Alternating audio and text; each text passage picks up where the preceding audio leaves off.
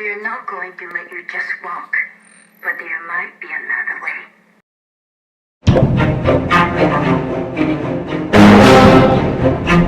We were born into a world at war. Between the monsters that destroyed our cities and the monsters we created to stop them. We thought we had sacrificed enough. But the war we thought we finished is just beginning.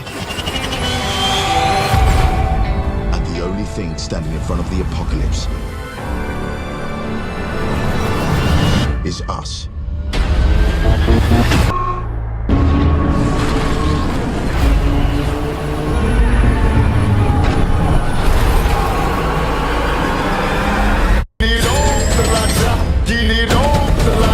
Legendary, live eternally.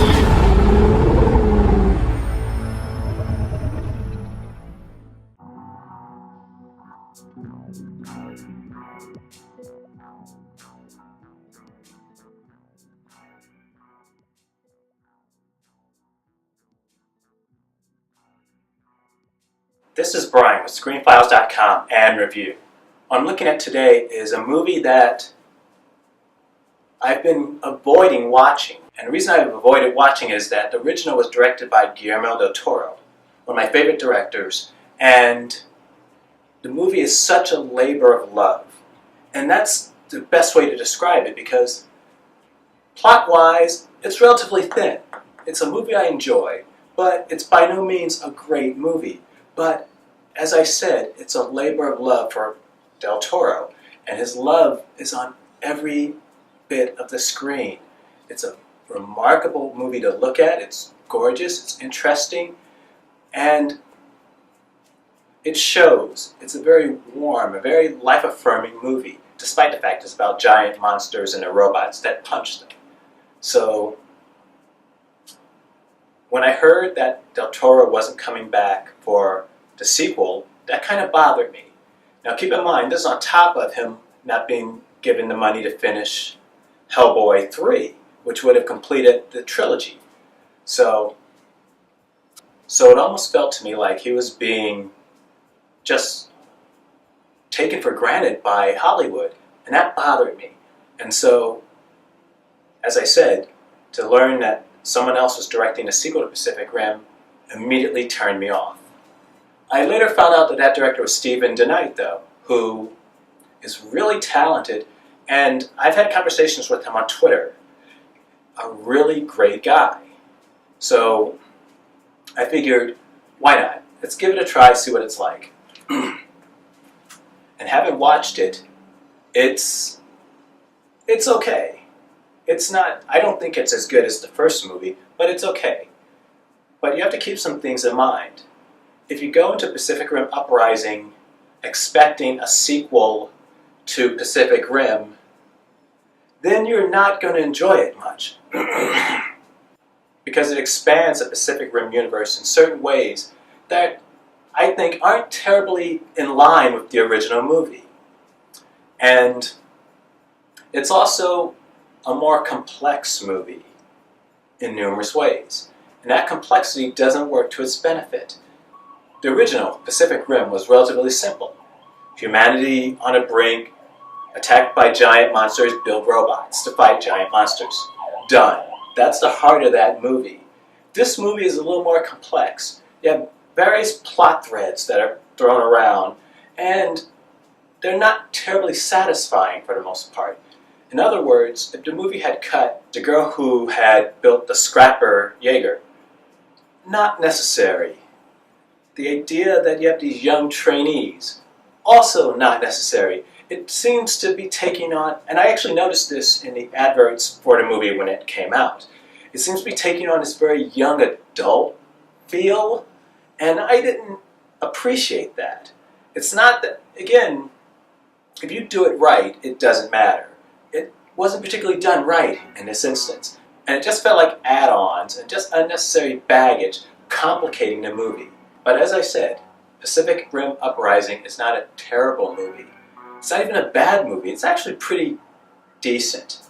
But it just changes so much of the original mythology that it just doesn't quite gel. So when you combine the more complicated plot with extraneous characters, it just doesn't come together very well. Another thing worth mentioning is that the budget for this movie is not the same as, let's say, the Transformers. Reason being, the CGI in Transformers for those robots is, I would say, not only significantly better, but much better than the animation for the robots in Pacific Rim Uprising. Point being, you don't shoot them in daylight. There's a reason. If you recall, with the original Pacific Rim, virtually, as far as more virtually to maybe even all the scenes with the Jaegers fighting the kaiju were done at night, and there's a reason for that. It makes the creatures look larger and more massive in scale. You put them in stark, bright light, it doesn't help the visual at all. In fact, I would argue to put them in such daylight conditions kind of cheapens them visually. Another thing is also that the Jaegers in the original movie tended to move in slow motion a lot. A conceit, I think, done because it's to make them feel larger. Once again, film them, shoot them at night, and make them move in slow motion. It gives them a sense of mass, a sense of bulk. They don't do that here, as in Pacific Rim Uprising. They shoot the Jaegers and the kaiju in bright light, again, not a great idea, but in just regular motion. It doesn't feel sped up, but just the motion an object or a person would actually move. And this has an effect of making them appear smaller, in that they have less mass than the Jaegers and kaiju from the first movie. So and that's not to say that they do, actually, because some of these characters are based on other characters, like Gypsy Danger is Gypsy Avenger in Pacific Uprising. They did some upgrades and so on. But with the fast motion, they appear like they have less mass. Coupled with the daylight, it just makes them look kind of cheap, which is odd coming from a movie that cost somewhere in the ballpark, I want to say, between $150 and $180 million. But they just look not that great, for the most part. The kaiju tend to look pretty good, but the kaiju aren't actually in this movie a heck of a lot. I would say you see kaiju consistently in the last half hour to 40 minutes. Beyond that, there are lots of Jaegers, which, as I already said, don't look that great. They don't look terrible, and I criticize Michael Bay's Transformers movies all the time. Well, because they're junk, frankly. But the robots, the CGI is spot on, and it's great looking. Not so much here. It's not that it's bad here, keep in mind, and I certainly couldn't do it. But it's just not up to snuff. It's not up to the standards that other movies have done. So if you go into Pacific Rim Uprising expecting a true sequel to the first Pacific Rim, you're going to be disappointed. It has 4 writers, one of which was Stephen DeKnight, and Guillermo del Toro produces it. Now keep in mind something though. Producer is a tricky term in the sense that I don't know what that means. Did he take an active role in this production? Did he just sit back and let Stephen DeKnight do his thing? I have no idea. Was he even participating at all? Was it just a title? Again, I don't know. Though based upon commentaries I've heard from Del Toro and other movies, his way to produce tends to be to leave people alone and let them work. If they need help, he's available to them. But he's not necessarily a hands-on producer, which is a good thing when you have directors trying to make their way and to do the best that they can. Del Toro doesn't create a situation, a dynamic, that puts him at loggerheads with his directors, and that's a good thing. So, despite being a producer of Pacific Rim Uprising, I get the feeling that Del Toro is pretty much just there for the most part. I don't know if his contribution is that large, to tell the truth, and that's okay.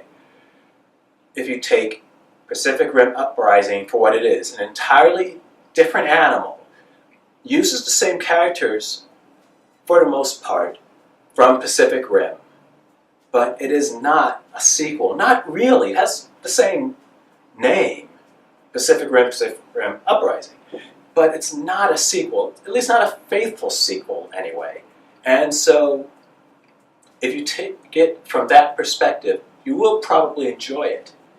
If you look at it as a direct sequel, which it is advertised as, by the way, to Pacific Rim, you are likely to be disappointed, as a lot of people apparently were. This is Brian with ScreenFiles.com and Review. Peace.